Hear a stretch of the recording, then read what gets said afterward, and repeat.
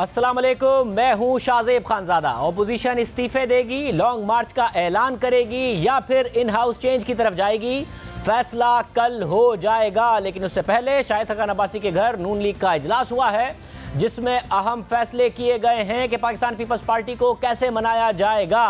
शाहिद खान अब्बासी साहब भी हमारे साथ मौजूद होंगे, ये मामलात उनके सामने रखेंगे और पूछेंगे कि नून लीग की कल के इजलास में हिकमत अमली क्या होगी, क्योंकि पाकिस्तान डेमोक्रेटिक मूवमेंट हुकूमत के लिए अब तक कोई बड़ा चैलेंज नहीं बन सकी है, मगर असेंबली में हुकूमत और अपोजिशन आमने सामने आ गई हैं। सेनेट इलेक्शन ओपन बैलेट के जरिए कराने के लिए आइन में तरमीम का बिल कौमी असेंबली में पेश कर दिया है और हुकूमत ने दोनों जमातों को याद भी दिलाया है कि इस हवाले से नून लीग और पीपल्स पार्टी मिसाक जमहूरियत में वादा कर चुकी हैं। आज कौमी असेंबली के इजलास में वफाकी वजीर कानून फरोग नसीम ने 26वीं आइनी तरमीमी बिल पेश कर दिया। बिल पेश करने के मौके पर अपोजिशन ने शदीद एहतजाज किया। ये बिल जो है दरअसल सेनेट के इलेक्शन ओपन बैलेट से होने चाहिए, बात करने दें। इलेक्शन का हवाला करना चाह रहे हैं सेनेट। आप इसके ऊपर बात करना चाहते हैं, कॉन्स्टिट्यूशनल अमेंडमेंट पे बात करें प्लीज। सर नहीं है वो, लेकिन ये बातें साफ होंगी। जनाब स्पीकर, हमारे खिलाफ नैब जो है जेरे तकमील मंसूबे जो हैं, थैंक यू जी, उनकी इंक्वायरी करता है। नहीं ऐसा साहब, आप पेशावर पीआरटी जनाब जब तक मुकम्मल नहीं होगा इंक्वायरी नहीं हो सकती। मिनिस्टर साहब, ये कॉन्स्टिट्यूशनल अमेंडमेंट जो है, इस पे अगर अपोजिशन को बहस नहीं करनी तो सर आप वोट करा लें, आप इसको लेकर आके इसको वोट करा लें। जो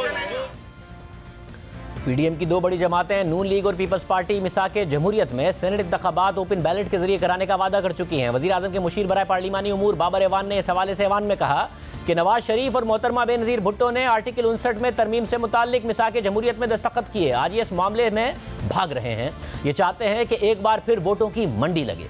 मगर अहम बात यह है कि मिसाक जमहूरियत के मुताबिक करप्शन और फ्लोर क्रॉसिंग रोकने के लिए सेनेट और इनडायरेक्ट नशिस्तों के तमाम इंतखाबात ओपन और काबिल शनाख्त बैलेट के जरिए कराने का फैसला किया गया था, ये बात की गई।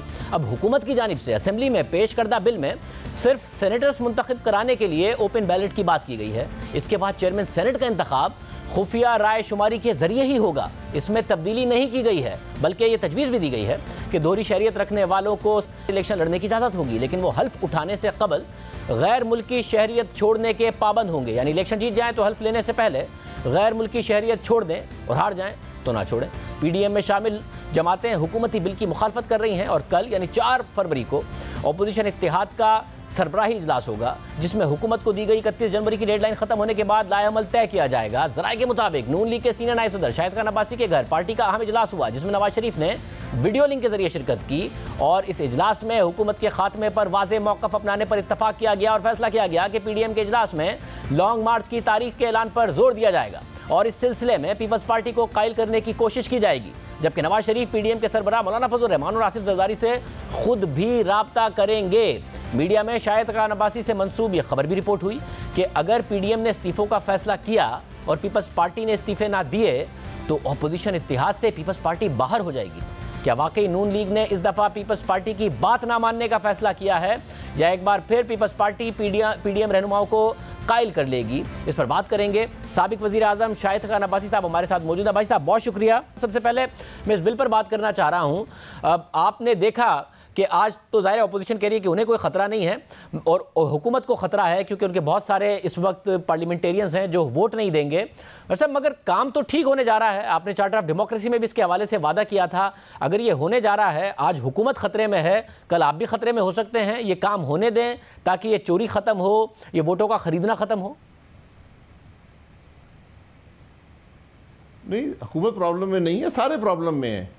ये वही हुकूमत है जिसने 14 सेनेटर खरीद कर सेनेट चेयरमैन के अदम एतमाद को नाकाम किया था। तो आज हमारे लोग भी खरीदे जा सकते हैं। ये मामला उस वक़्त तय होगा जब हुकूमत वोट खरीदना छोड़ देगी, तो ये मामला तय हो जाएगा। हमेशा आइन की तरमीम करने से पहले उनकी इंटेंट कि उनकी नीयत क्या थी, ये बात रखने पर उस पर डिबेट होती है और पूरे मुल्क के सामने होती है और फिर आइन में तरमीम की जाती हैं। ये 22 मिनट ये बिल जो था कमेटी में रहा, वहाँ पर भी बात नहीं की जा सकी। आज कौमी असम्बली में बात नहीं की जा सकती। तो जहाँ पर कौमी पार्लिमान मफलूज होगा, जहाँ पर आप तरमीम पर बात नहीं कर सकते, इसमें इस तरमीम एक बात शामिल ये भी है कि आप सेनेट का या कौमी असम्बली का इलेक्शन लड़े, आप बेशक मुल्क के शहरी ना हों, अगर आप कामयाब हो जाएं तो ओथ लेने से पहले मुल्क की शहरियत अपना लें। यानी यहाँ सारे सट्टेबाज पूरी दुनिया से आकर हमारे पार्लियामान का हिस्सा बनने की कोशिश करेंगे, और जब अगर इलेक्ट हो गए तो वो ओथ ले लेंगे, अपनी शहरियत छोड़ देंगे, ना हुए तो वापस अपने घर चल पड़ेंगे। क्या हमें इस किस्म के सट्टेबाजों को असम्बलियों में लाना है? क्या हमें उन लोगों को असम्बलियों में लाना है, ये वजीर बनाना है जिनकी इस मुल्क से कोई वफादारी ना हो? साहब, इस मुल्क में तो जिनके पाकिस्तान के पासपोर्ट हैं, यहीं पैदा हुए, यहीं पले बढ़े, उनकी हुब्बुल वतनी को कब बख्शा गया है? उन पर गद्दारी के फतवे लगे हैं। इस मुल्क में तो कायदे आज़म की बहन को नहीं बख्शा गया, उन्हें भारतीय एजेंट करार दे दिया गया था। मुझे साथ में भी बताएं, आप कह रहे हैं कि हुकूमत ने पैसे चलाए, जो आपका अदम एतमाद का मामला था उसमें पैसे चलाने का तो इल्ज़ाम नहीं था, उसमें तो था कि ब्लैकमेल किया गया और इदारों पर आप लोगों ने उंगलियां उठाई थी। अगर इस मामले को आगे बढ़ाएं कि सेनेट के इंतखाबात भी ओपन बैलेटिंग के जरिए हों और बाकी मामला भी अगर खुफिया राय शुमारी के जरिए ना हो तो आपका भी फायदा है, वरना आज हुकूमत प्रॉब्लम में आपको नजर आ रही है बकौल आपके, कल आप प्रॉब्लम में होंगे और ये साइकिल चलता रहेगा, कोई ब्लैकमेल होगा और कोई पैसे ले लेगा। जी बिल्कुल दुरुस्त बात है। जो सेनेट चेयरमैन का इलेक्शन है, जो वज़ीर आज़म का इलेक्शन है, जो कौमी असम्बली के स्पीकर का इलेक्शन है, ये ओपन होने चाहिए। इनमें से दो ओपन हैं, कौमी असम्बली के स्पीकर का इलेक्शन भी ओपन है और जो वज़ीर आज़म का इलेक्शन है वो भी ओपन है। सिर्फ चेयरमैन सेनेट का सीक्रेट बैलेट है, अदम एतमाद भी सीक्रेट बैलेट से है, उसको तो ख़त्म नहीं किया इस बिल में। ये तो ये कह रहे हैं कि जो सेनेटर इलेक्ट होंगे उनका वोट ओपन होना चाहिए। उसमें दो कवाते हैं, मैंने पहले भी जिक्र किया कि वोट की सीक्रेसी बड़ी ज़रूरी होती है। ये बुनियादी असूल है दुनिया में बैलेटिंग का, ये सिर्फ हमारा नहीं है, पूरी दुनिया में ऐसे है। अगर आप उसको ओपन करना चाहते हैं उसके लिए डिबेट करवा लें, और मेरी राय ये होगी कि फिर कौमी और सूबाई असम्बली के इलेक्शन भी ओपन कर दें ताकि ये तमाम जो धांधली के यहाँ पर दावे हैं वो ख़त्म हो जाएं। हमारे मुल्क में तो ये पता नहीं चलता कि कौन से बैलेट स्टेशन से किसने कितने वोट हासिल किए, कौन से हल्के से किसने कितने वोट हासिल किए। आज भी हर इलेक्शन हमारा मशकूक है, तो फिर इस पर एक सैर हासिल बहस कर लें और सारे वोट ओपन कर दें। यानी फिर आप इसके लिए तैयार हैं कि सब कुछ ओपन कर दें, फिर बाद में जो चेयरमैन सेनेट का इंतखाब है, तहरीक अदम एतमाद के मामलात हैं, और बहस कर लें और उसके बाद बेशक सेनेट इंतखाबात से पहले ये तरमीम कर लें? जी बिल्कुल, आप सेनेट इंतखाबात का पूरे पाकिस्तान की आइन में तरमीम कर लें। बहुत से लोग यहाँ पर कह रहे हैं 18वीं तरमीम गलत है, ठीक है, उसका बिल भी शामिल कर लें। आप आइन को तरमीम कर रहे हैं ना, ये बच्चों का खेल तो नहीं है कि आप 3 शिक्के लेकर आ गए जिसमें से 2 बंदियती पर हैं और एक जो है वो सिर्फ अपने वोट, चंद वोट बचाने के लिए है। उसमें क्यों नहीं लाए कि सेनेट चेयरमैन का अदम एतमाद और उसका इलेक्शन भी ओपन बैलेट से हो? वो क्यों नहीं आया? क्योंकि आपने उसमें तो डाका डालना है, चेयरमैन आपका इलेक्ट हो नहीं पाएगा। तो इसलिए यहाँ पर ये दाल में बहुत कुछ काला है। ये बदकिस्मती से पाकिस्तान की वाहिद हुकूमत है जो हर काम बंदियती से करती है और हर बात में झूठ बोलती है। मतलब मुझे साथ में बताइएगा, आज आपके घर पर इजलास हुआ है और पीडीएम के इजलास से एक दिन पहले नून लीग का इजलास हुआ है जिसमें ज़ाहिर नवाज शरीफ साहब ने भी शिरकत की, और खबरें यही आ रही हैं कि आप लोगों की तरफ से फैसला किया गया है कि पीपल्स पार्टी को हर हाल में इस्तीफों के ऑप्शन पर मनाने की कोशिश की जाएगी, लॉन्ग मार्च पर मनाने की कोशिश की जाएगी। पिछली दफ़ा जब मामला हुआ तो ये कहा गया था आपकी तरफ से कि मनाने की कोशिश करेंगे वरना हम खुद ही मान जाएंगे, मगर इस दफ़ा क्या वाकईतन फैसला हुआ है कि जी हर हाल में पीपल्स पार्टी को इन दोनों बातों पर मनाने की कोशिश की जाएगी? हम अपने मौक़िफ़ का फ़ैसला जो है वो डिस्कशन के ज़रिए इन मीटिंग्स में करते हैं। हमारी इंटरनल मीटिंग्स हैं, तो हमारा कोई किसी पर कोई दबाव डालने की बात नहीं है। हमारी कुछ दलाइल हमारे पास हैं, अदम एतमाद के बारे में, इस्तीफ़ों के बारे में, लॉन्ग मार्च के बारे में हमारी रिकमेंडेशंस भी हैं, हमारी राय भी है, उसका इजहार हम कल इजलास में कर देंगे, लेकिन हमारा किसी पर दबाव नहीं है। मगर आज आपका अपना फैसला क्या है? क्योंकि मरियम नवाज ने तो कल भी कहा है कि जी इस्तीफे ज़रूर होने चाहिए, मौलाना फजलुर रहमान इस हवाले से बड़े क्लियर हैं, तो आप दोनों की राय तो बहुत ज़्यादा वाज़ेह है और आप दोनों का ज़ाहिर पीडीएम में बहुत ज़्यादा वजन है। फिर आपसे मंसूब एक बयान भी चला कि अगर पीडीएम ने इस्तीफों का फैसला किया और पीपल्स पार्टी मुस्ताफ़ी ना हुई तो वो पीडीएम से बाहर हो जाएगी, तो आप बड़े क्लियर हैं कि अब यही फैसला करके हमने उठना है। नहीं, ऐसी कोई बात ना मैंने की है ना है। अभी तक हर पीडीएम का फैसला मुशावरत से हुआ है और उस फैसले की पाबंदी हर जमात ने की है। मुस्तकबिल में जो फैसले होंगे हमें तवक्को है कि हर जमात उसका एहतराम करेगी। जो जमात एहतराम नहीं करेगी फिर उसको अवाम का सामना करना पड़ेगा, क्योंकि आज तो अवाम पीडीएम के बयानी के साथ हैं कि मुल्क आइन के मुताबिक चले। अगर उसको कोई जमात भी, चाहे वो PMLN हो, पीपल्स पार्टी हो, JUI हो, कोई जमात भी हो, अगर उसको नुकसान पहुँचाएगी तो मैं समझता हूँ कि उसका अपना ही नुकसान अवाम के सामने होगा, उससे फ़ायदा नहीं मिलेगा किसी को। मतलब सेनेट और ज़िमनी इंतखाबात के हवाले से पीपल्स पार्टी की एक पोजीशन थी और जाहिर है वो सही साबित हुआ, बाद में आपने भी तस्लीम किया। मगर अब अगर ये जो मामला है पीपल्स पार्टी का कि जी हमें तहरीक अदम एतमाद लानी चाहिए, आइनी और कानूनी ऑप्शंस ट्राई करने चाहिए, और साथ में वो ये भी कह रहे हैं कि अगर नंबर्स पूरे नहीं भी हैं तो भी अगर हमारी तहरीक अदम एतमाद नाकाम भी हुई तो भी हुकूमत कमज़ोर ही होगी। आप समझते हैं कि कामयाब हो ना हो तहरीक अदम एतमाद ले आए तो हुकूमत कमज़ोर होगी? आपकी राय यह है कि अगर नाकामी हो गई तो हुकूमत उल्टा मजबूत हो जाएगी? ये बात पहले भी पीडीएम में आई थी। उस वक़्त पीडीएम की ज़्यादातर लोगों ने कहा था कि नहीं, ये तो जो हमारा बयानिया है उसे हटने वाली बात है, क्योंकि हम तो ये कह रहे हैं कि हमें इस निज़ाम से इख्तलाफ ही ये है कि ये जो है ये आइन से इनहराफ पर बना हुआ है, ये एक चोरीशुदा इलेक्शन पर बना हुआ है। तो हम तो कह रहे हैं कि आप निज़ाम को वापस आइन पर लाएं। अगर हम आज इक़्तिदार की हवस में जाकर अदम एतमाद करके इसी फरसूदा और नाकाम और एक गैर नुमाइंदा निज़ाम का हिस्सा बन गए तो उससे तो ना मुल्क का फ़ायदा होगा ना हमें फ़ायदा होगा। यहाँ पर तो ज़ाती फ़ायदे की बात तो है नहीं, इक़्तिदार की जंग तो है नहीं। हम तो कहते हैं मुल्क को आइन के मुताबिक ले आए। वो आपको एक दफ़ा फिर अवाम के पास जाना पड़ेगा और कोई तरीका उसका है नहीं। हम नहीं समझते कि अदम एतमाद मुल्क में निज़ाम की तब्दीली का हिस्सा बन सकता है। सर, तो आपकी जो डेडलाइंस हैं वो भी पूरी नहीं हुई। 31 दिसंबर 31 जनवरी दोनों गुजर गई, हुकूमत नहीं गिरी, हुकूमत का एतमाद बढ़ गया। तो आप अब भी कुछ भी करेंगे तो हुकूमत तो फिर नहीं गिरा पाएंगे, तो पीडीएम हासिल क्या कर लेगी? अब हमारी तो एक तहरीक है, ये हुकूमत को सिर्फ हटाने की बात नहीं है।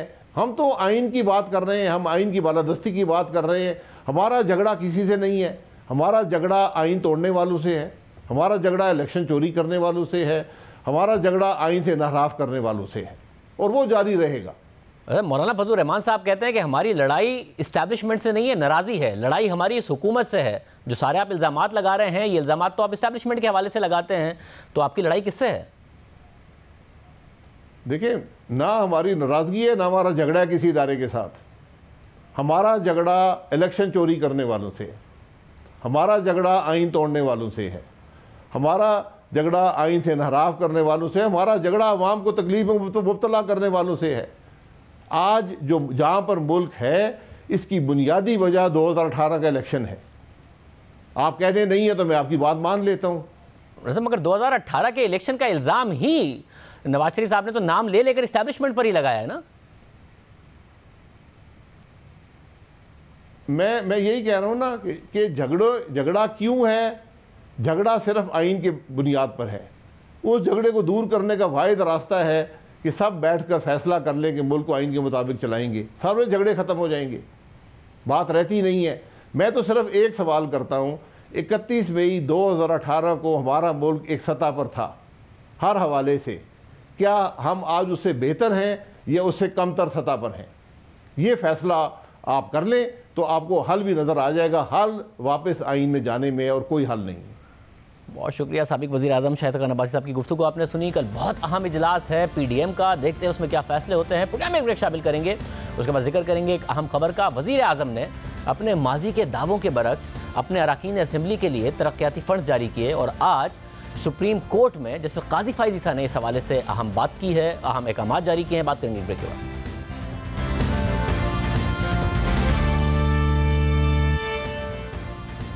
सुप्रीम कोर्ट के 2 रुकनी बेंच ने वजीर आजम के अरकान असम्बली को सवाबदीदी तरक्याती फंड दिए जाने की खबर का नोटिस ले लिया और अटॉर्नी जनरल से जवाब तलब कर लिया है और इशारा दिया है कि अगर ये फंड्स कानून के मुताबिक जारी नहीं हुए तो मामला चीफ जस्टिस के पास भेज दिया जाएगा। सुप्रीम कोर्ट में एक केस की समाअत के दौरान जस्टिस काजी फाइज़ ईसा ने अटॉर्नी जनरल को तलब किया और पूछा कि मैंने सुबह अखबार में यह खबर पढ़ी, क्या वजीर आजम का तरक्याती फंड्स देना आइन, कानून और अदालती फैसलों के मुताबिक है?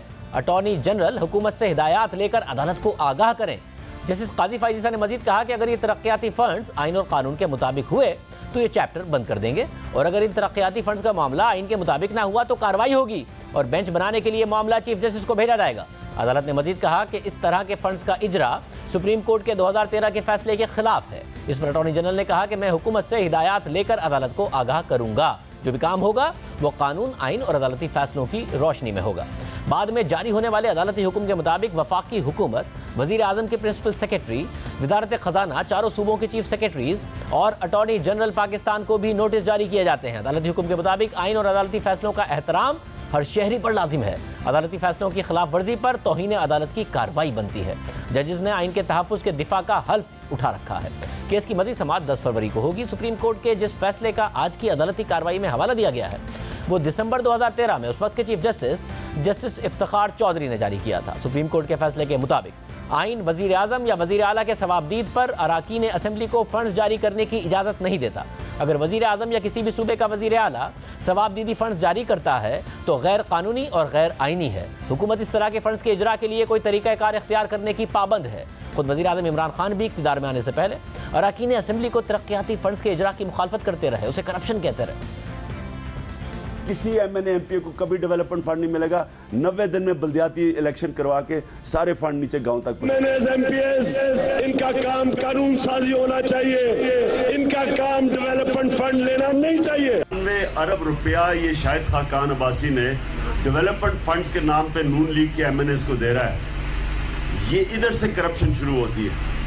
कौन सी दुनिया की डेमोक्रेसी के अंदर एमएनए और एमपीएस को डेवलपमेंट फंड मिलते हैं? आप एमएनए और एमपीए को जो डेवलपमेंट फंड मिलते हैं ये बंद कर देंगे? इस बार हमने कोई डेवलपमेंट फंड अपने एमएनए एमपीएस को इसलिए नहीं देने कि यही है करप्शन यहां से शुरू होती है। कॉन्ट्रैक्टर आ जाते हैं, एमपीएस बन जाते हैं, कॉन्ट्रैक्टर एमएनए बन जाते हैं।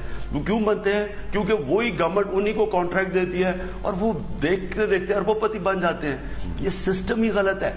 ये सिस्टम करप्शन को प्रमोट करता है। जब आप गवर्नमेंट में आते हैं, आप पावर में आते हैं, आप डेवलपमेंट फंड्स एक एमएनएस और एमपीएस को देना शुरू कर देते हैं। वो आप अगर उनको आप साथ मिलाना हो तो ज्यादा फंड्स दे। उन्होंने ग्रुप बना लिया, फॉरवर्ड ब्लॉक बनाया, आप फंड्स के लिए बनाया। हमने पख्तूनख्वा में सब कुछ देखा।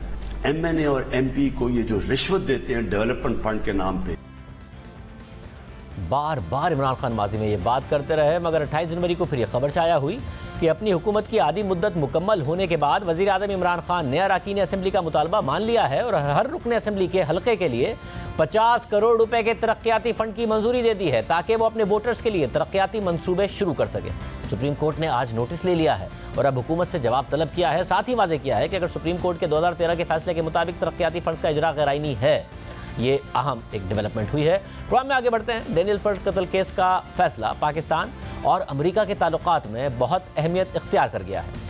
डेनियल पर्ट कत्ल केस में अहमद उमर शेख को सरकारी रेस्ट हाउस मुंतकिल करने के सुप्रीम कोर्ट के अहकामात पर अमेरिका ने तशवीश का इजहार किया है। तर्जुमान अमरीकी महकमा खारजा के मुताबिक अमेरिका को डेनियल पर्ट के अगवा और कत्ल में मुलव्विस मुल्जिमान के केसेस पर होने वाली पेशरफ्त पर गहरी तशवीश है। अहमद उमर शेख और उसके साथी साजिशियों को जेल से मुंतकिल करने के हालिया अहकामात ने हमें चौंका दिया है। अदालती फैसला पाकिस्तान समेत दुनिया भर में दहशतगर्दी के मुतासरीन की तौहीन की नुमाइंदगी करता है। इसके अलावा तर्जुमान अमरीकी महकमा खारजा ने डेनियल पर्ट कत्ल केस में पाकिस्तान की माजी की कोशिशों को तस्लीम किया। साथ ही हुकूमत की जानिब से नजरसानी अपील दायर करने की दरख्वास्त का भी खैरमकदम किया। दूसरी जानिब अहमद उमर शेख को डेथ सेल से निकालने के गुज़िश्ता रोज़ के अदालती अहकामात पर अमल दरामद शुरू हो गया है। जियो न्यूज़ के ज़राए के मुताबिक अहमद उमर शेख और दीगर को डेथ सेल से आम बैरक में मुंतकिल कर दिया गया है, जबकि आइंदा 1 से 2 रोज़ में इन सब को रेस्ट हाउस मुंतकिल कर दिया जाएगा। गुज़िश्ता रोज़ सुप्रीम कोर्ट ने हुक्म दिया था कि अहमद उमर शेख को फौरी डेथ सेल से निकालकर आम बैरक में रखा जाए और फिर 2 दिन बाद सरकारी रेस्ट हाउस में मुंतकिल किया जाए। अहम बात यह है कि सुप्रीम कोर्ट के फैसले के बाद पाकिस्तान पर अमरीकी दबाव में इजाफा हो रहा है। हुकूमत भरपूर कोशिश कर रही है कि किसी तरह से अहमद उमर शेख को रिहाई ना मिले और अदालत डेनियल पर्ट कत्ल केस के फैसले को मुअत्तल करे। यानी हुकूमत चाहती है कि अदालत हुकूमती खदशात को मद्देनजर रखकर अहमद उमर शेख की रिहाई का फैसला मुअत्तल करे। गुज़िश्ता रोज़ अटॉर्नी जनरल ने दलाइल देते हुए कहा कि अहमद उमर शेख आम मुल्जिम नहीं है, बल्कि दहशतगर्दों का मास्टर माइंड है और संगीन जराइम में मुलव्विस है। अहमद उमर शेख और दीगर को रिहा किया गया तो वो गायब हो जाएंगे। मगर सवाल यह है कि क्या प्रोसिक्यूशन ने इस मुकदमे में अपनी जिम्मेदारियां पूरी की या फिर कमज़ोर प्रोसिक्यूशन ही दरअसल अहमद उमर शेख की रिहाई का बाइस बनी। इस हवाले से अप्रैल 2020 में BBC उर्दू की वेबसाइट पर सहाफ़ी एजाज सैयद की खबर शाया हुई, जिसके मुताबिक डैनियल पर्ल कत्ल केस में इस्तगासा की कई कमजोरियां ऐसी थीं जिनकी वजह से मुल्जिमान की रिहाई मुमकिन हुई। खबर के मुताबिक 6 फरवरी 2002 को उस वक्त के home secretary Punjab brigadier retired Ijaz Shah ने DIG लाहौर को इतला दी कि डैनियल पर्ल कत्ल केस के मरकजी मुल्जिम अहमद उमर शेख उनके सामने गिरफ्तारी देने के लिए पेश हो गए हैं। जिसके बाद एजाज शाह अहमद उमर शेख को उसके वालिद और मामू के हमरा लेकर DIG लाहौर के घर पहुंचे और यूं अहमद उमर शेख की रजाकाराना गिरफ्तारी अमल में आई और फिर 12 फरवरी 2002 को अहमद उमर शेख को PIA की परवास के जरिए कराची भेजा गया। मगर दिलचस्प बात यह है कि पुलिस ने अदालत में पेश किए गए चालान में दावा कर दिया कि अहमद उमर शेख को 13 फरवरी को कराची एयरपोर्ट से गिरफ्तार किया गया था। मगर अहमद उमर शेख ने खुद एतराफ़ी बयान दिया कि उसकी गिरफ्तारी तो 6 फरवरी को लाहौर में अमल में आई थी। अदालत में अहमद उमर शेख के वालिद और मामू ने भी अहमद उमर शेख के बयान की तस्दीक कर दी, जबकि उसके वकील की जानिब से अखबारी तराशे और PTV की फुटेज भी बतौर सबूत पेश कर दी गई, जिस पर इस्तगासा कुछ नहीं कर सका। यानी अहमद उमर शेख की गिरफ्तारी से मुतालिक पुलिस ने गफलत बरतते हुए गलत तारीख बता दी। खबर के मुताबिक माहिरीन का कहना है कि इस्तगासा की यह हिकमत अमली ट्रायल कोर्ट में तो काम कर गई लेकिन हाई कोर्ट में ना चल सकी। इस मुकदमे में इस्तगासा की और कमजोरियां भी सामने आई। इस्तगासा के मुताबिक कत्ल की मनसूबाबंदी 11 जनवरी 2002 को रावलपिंडी के एक होटल में की गई, लेकिन उनके वकील ये साबित नहीं कर सके कि मुकदमे के दीगर 2 मुल्जिमान फहद नसीम और सैयद साकिब सलमान भी उस वक्त उमर शेख के हमरा रावलपिंडी के होटल में मौजूद थे, और ना ही ये साबित कर सके कि साजिश कराची में तैयार की गई जिसमें दोनों शरीक मुल्जिमान भी मौजूद हो सकते थे। यानी कमज़ोर प्रोसिक्यूशन की ये एक और मिसाल सामने आई। BBC की खबर के मुताबिक अदालत में इस्तगासा की जानिब से डैनियल पर्ल को मौसूल होने वाली कॉल का डेटा और फ़ोन नंबर भी पेश किया गया, जिससे पुलिस के दावे के बरखिलाफ ये साबित हुआ कि जिस फ़ोन नंबर को अहमद उमर शेख से जुड़ा जा रहा था वो उनका नहीं था, बल्कि कराची में मिस्टर सिद्दीकी नामी किसी शख्स का था। यानी ये बात भी गलत निकली। डैनियल पर्ल कत्ल केस में इस्तगासा की एक और कमजोरी 2 मुल्जिमान के एतराफ़ी बयान थे, जिन पर पुलिस केस की सारी इमारत खड़ी थी। दोनों मुल्जिमान के एतराफ़ी बयान जुडिशल मजिस्ट्रेट इरम जहांगीर ने रिकॉर्ड किए थे और उन्होंने बयानात के रजाकाराना ना होने से मुताल्लिक वाज़े नोट भी लिख दिया था। कानून के मुताबिक मजिस्ट्रेट के सामने रजाकाराना तौर पर ही दिए गए बयानात की अहमियत होती है, मगर पुलिस ने अदालत के सामने इन्हीं मशकूक बयानात पर इन्हिसार किया। मजीद दिलचस्प बात यह है कि मुल्जिमान की जानिब से तावान के लिए लिखी गई अंग्रेजी और उर्दू की तहरीरों पर जिस हैंड राइटिंग एक्सपर्ट ने राय देनी थी उसके पास हैंड राइटिंग के शोबे के बजाय सिंधी लिटरेचर की डिग्री थी। इसके अलावा मुल्जिमान से बरामद होने वाले लैपटॉप के बारे में भी इस्तगासा के बयानात में तजाद नजर आया। पुलिस का मौक़िफ़ था कि मुल्जिमान से लैपटॉप 11 और 12 फरवरी की दरमियानी शब बरामद किया गया है, जबकि अमरीकी FBI माहिर के अदालत में दिए गए बयान के मुताबिक उसे पाकिस्तान आने से 2 रोज़ पहले यानी 29 जनवरी 2002 को बताया गया था कि उसने पाकिस्तान में एक लैपटॉप का जायज़ा लेना है। यानी यहाँ भी मुबैना तौर पर झूठ बोला गया और गफलत बरती गई। इस्तगासा की इस गलती के बाइस केस का अहम तरीन सबूत भी अपनी अफादियत खो बैठा। अदालत ने वाज़ेह तौर पर कहा कि ऐसे कंप्यूटर के बारे में तैयार की गई फोरेंसिक रिपोर्ट पर इन्हिसार नहीं किया जा सकता। इससे भी बड़ा अलमिया यह है कि डैनियल पर्ल कत्ल केस को 18 साल से ज़ायद अरसा गुजर गया है, मगर इस्तगासा अब तक आलाए कत्ल बरामद नहीं कर सका है। प्रोग्राम में ब्रेक शामिल करते हैं।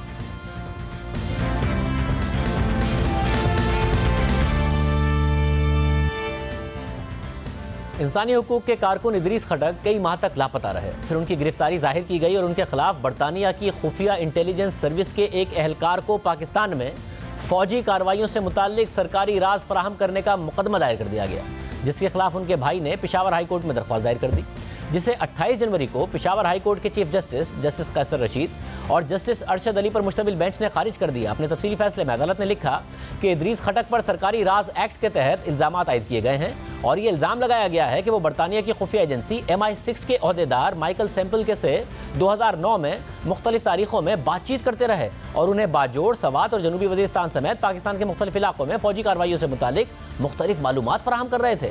दरख्वास्त गुजार की तरफ से सुप्रीम कोर्ट बार एसोसिएशन के सदर अब्दुल लतीफ़ आफरीदी, साजिद आफरीदी और तारिक अफगान समेत वकला का एक पैनल भी पेश हुआ और मौक़िफ़ इख्तियार किया गया कि ज़ेरे हिरासत फ़र्द एक आम शहरी है और इसने मुसल्लह अफवाज के रुकन के साथ मिलकर ना कोई जुर्म किया है और ना ही वो आर्मी एक्ट के ताबे था। उन पर फील्ड जनरल कोर्ट मार्शल के जरिए मुकदमा गैर कानूनी है और उनके खिलाफ इल्ज़ामात सरकारी राजों के इंकिशाफात के मुतरादिफ नहीं है। वकला ने मौक़िफ़ इख्तियार किया कि हिरासत में लिए गए शख्स के खिलाफ मुकदमे की समात बदनीयती पर मबनी है, क्योंकि MI6 के जिस ओहदेदार को राज फराहम करने का इल्ज़ाम है उनका नाम माइकल सैंपल है, जो पाकिस्तानी फ़ौज के एक रिटायर्ड जनरल के दामाद हैं और मुल्क में मौजूद होने के बावजूद उन्हें केस में शामिल ही नहीं किया गया। अदालत में समाअत के दौरान deputy attorney general Aamir Javed ने अदालत से दरख्वास्त की कि फील्ड जनरल कोर्ट मार्शल के पास फौजी एक्ट के तहत खुसूसी दायरा इख्तियार है, जिसमें न सिर्फ फौजी एहलकार बल्कि उन तमाम अफराद का अहाता किया जा सकता है जो इस एक्ट के ताबे हैं। दलाइल के बाद बेंच ने फैसला सुनाया कि ज़ेर हिरासत फर्द पर सरकारी राज एक्ट और आर्मी एक्ट के तहत जुर्म के इल्ज़ामात आयद किए गए थे। आर्मी एक्ट के सेक्शन 2(1)D के साथ सेक्शन 59(4) को पढ़ा जाए तो इन दफात का सरकारी राज एक्ट के तहत ट्रायल के तरीक़ाकार पर ज़्यादा असर पड़ता है, लिहाजा फील्ड जनरल कोर्ट मार्शल ज़ेर हिरासत मुलजिम के ट्रायल का अहल है।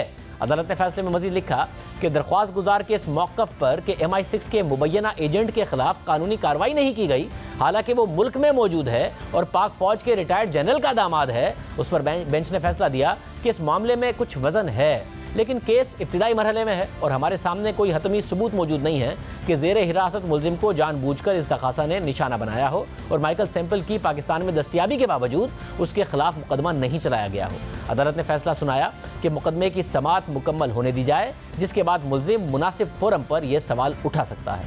इदरीस खटक ह्यूमन राइट्स वॉच और एमनेस्टी इंटरनेशनल समेत कई मुल्की और गैर मुल्की इंसानी हुकूक की तंजीमों के लिए काम करते रहे हैं। वो नवंबर 2019 में अचानक लापता हो गए थे। उनके अहल खाना ने 17 नवंबर 2019 को सवाबी के एक पुलिस स्टेशन में शिकायत दर्ज कराई थी। दरख्वास्त में उनके ड्राइवर ने कहा था कि मैं इदरीस खटक के साथ इस्लामाबाद गया था। 13 नवंबर 2019 को वापसी पर सवाबी इंटरचेंज के करीब सादा कपड़ों में मलबूस अफराद ने हमें रोककर आंखों पर पट्टी बांधी और नामालूम मकाम पर ले गए। 14 नवंबर को आंखों से पट्टी उतारी तो मैंने देखा कि इदरीस खटक मेरे साथ मौजूद नहीं थे। फिर 15 नवंबर को मुझे सवाबी इंटरचेंज पर ले जाकर छोड़ दिया गया और कार भी हवाले कर दी गई, मगर इदरीस खटक अब तक गायब हैं। फिर 7 महीने बाद हुकूमत ने उनके फ़ौज की तहवील में होने की तस्दीक की थी और उन पर फ़ौजी अदालत में मुकदमा शुरू किया गया था, जिसके बाद इदरीस खटक के भाई ने पेशावर हाई कोर्ट से रुजू किया था और फिर 15 अक्टूबर को उस वक्त के चीफ जस्टिस वक़ार अहमद सेठ ने फ़ौजी अदालत को ट्रायल से रोक दिया था और वजारत दिफा से जवाब तलब किया था, मगर अब अदालत ने इदरीस खटक की दरख्वास्त खारिज कर दी है। अहम बात यह है कि इदरीस खटक की गुमशुदगी के बाद उनकी बेटी तालिया खटक ने अपने वालिद की बाजियाबी के लिए मुहिम चलाई और फिर एमनेस्टी इंटरनेशनल भी इस मुहिम में शामिल हो गई और उनकी बाजियाबी के लिए आवाज़ उठाई गई और अब ये मामला सामने आया है। प्रोग्राम में एक ब्रेक शामिल करते हैं।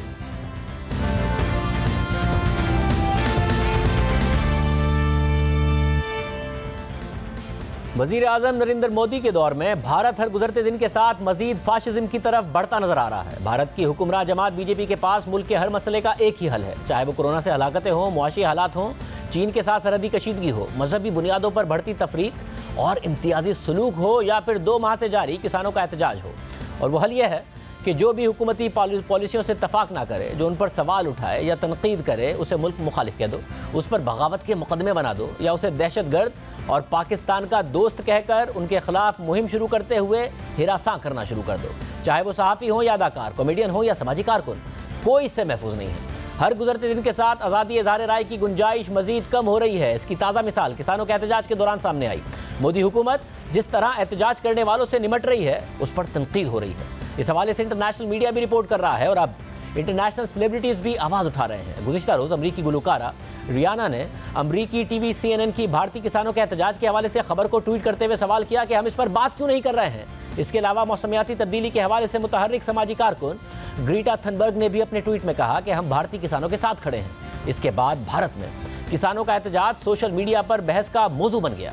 इस हवाले से जहां किसानों के एहतजाज को आलमी तवज्जो मिली, वहीं भारत में एक नई बहस छिड़ गई है। अक्सर भारतीय अदाकार और सेलिब्रिटीज़ जो इससे पहले पूरे मामले पर खामोश थे, अब वो मोदी हुकूमत के दिफा में सामने आ गए हैं और इंटरनेशनल सेलिब्रिटीज़ की साख पर सवाल उठाए जा रहे हैं और ये कहा जा रहा है कि भारत को तकसीम करने की कोशिश की जा रही है। सेलिब्रिटीज़ के ट्वीट्स के बाद भारतीय वजारत खारजा का भी रद्द-ए-अमल सामने आया और उन्होंने कहा कि किसानों के एहतजाज पर तबसरा करने से पहले ज़रूरी है कि हक़ाइक़ को दुरुस्त किया जाए और मामले को ठीक से समझा जाए। सोशल मीडिया पर सेलिब्रिटीज़ की जानिब से जो सनसनीखेज़ हैशटैग इस्तेमाल किए जा रहे हैं, वो दुरुस्त और जिम्मेदाराना नहीं है, ये भारत की तरफ से कहा गया। भारत में किसान 2 माह से एहतजाज कर रहे हैं, मगर 26 जनवरी को दिल्ली के अंदर एहतजाज करने और लाल किले पर सिखों का मजहबी झंडा लहराने के बाद मोदी हुकूमत किसानों से सख्ती से निमटने लगी। किसान रहनुमाओं का दावा है कि 100 से ज़ायद किसान लापता कर दिए गए हैं। वो हुकूमत की हिरासत में है, मगर हुकूमत उनकी गिरफ्तारी जाहिर नहीं कर रही है। किसान जहां धरना दिए बैठे हैं, इस जगह को खारदार तारों से बंद कर दिया गया है। रुकावटें बढ़ा दी गई हैं। यहाँ तक कि उस जगह पर फ़ोन और इंटरनेट सर्विसेज भी मुअत्तल कर दी गई हैं, जबकि भारतीय हुकूमत की जानिब से ट्विटर को भी 250 से ज़ायद अकाउंट्स ब्लॉक करने की दरख्वास्त की गई और कुछ अकाउंट्स ब्लॉक कराए गए।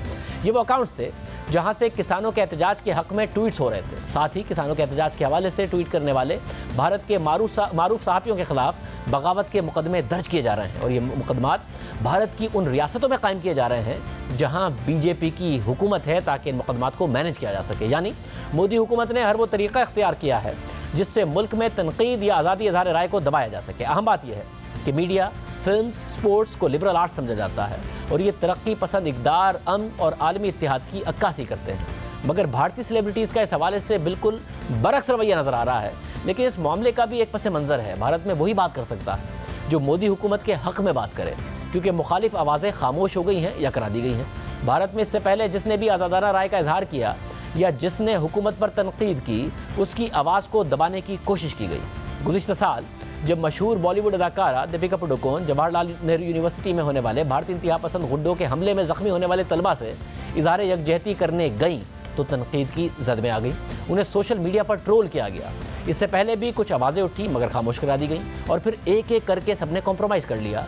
माजी में बॉलीवुड स्टार सलमान खान ने अमन की बात की और कहा कि फ़नकार वीज़ा लेकर आते हैं, वो दहशतगर्द नहीं होते। यह था सलमान खान का मौक़िफ़, मगर फिर उन पर दबाव बढ़ाया गया। पुलवामा हमले के बाद सलमान खान के प्रोडक्शन हाउस के तहत बनने वाली फिल्म नोटबुक के लिए आतिफ असलम को गाने से रोक दिया गया।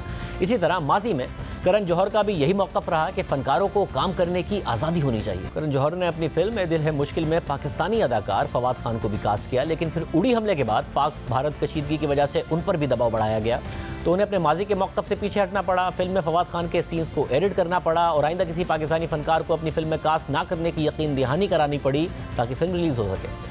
बॉलीवुड स्टार शाहरुख खान को भी तनकीद का निशाना बनाया गया तो उन्होंने मौक़िफ़ इख्तियार किया था कि वो फ़नकार हैं और इससे फ़र्क नहीं पड़ना चाहिए कि उनका ताल्लुक कहाँ से है। और फिर शाहरुख खान को भी नहीं बख्शा गया। इसके अलावा अदाकार आमिर खान ने भी भारत में बढ़ती हुई अदम बर्दाश्त पर बात की। फिर आमिर खान को भी नहीं बख्शा गया। शदीद उन पर तनकीद हुई, उनकी हुब्बुल वतनी पर सवालात उठाए गए और इस सब के बाद ये फिल्मी सितारे खामोश हो गए। दीगर तबकों की तरह उन्होंने भी कॉम्प्रोमाइज़ कर लिया। ऐसा माहौल बनाया गया कि जिसमें जंग की बातें करने वालों की हौसला अफजाई होने लगी और अमन की बात करने वालों को खामोश कराया जाने लगा।